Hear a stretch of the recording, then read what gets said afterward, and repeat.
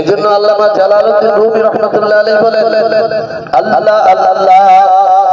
ইস শিরিন ইসলাম, আল্লাহ আল্লাহ ইস শিরিন ইসলাম, अल्लाह अल्लाह हर घड़ी रात में तू तैयार है, जो न मांगे उससे तू बेजार है। আল্লাহ এরকম একটা মধুর নাম, যেই নাম জপন করলেই অন্তরে প্রশান্তি আসে, যেটাকে কলবে সলিম বলা হয়, প্রশান্ত দিল, প্রশান্ত হৃদয়। যেই হৃদয়ের মধ্যে কোনো আনসার নাই, অচেতনতা নাই, যেই দিলের ভিতরে কোনো কি নেই, বেচেনি নাই, মানে এরকম লাফালাফি করে না, ছোটাছুটি করে না, মানে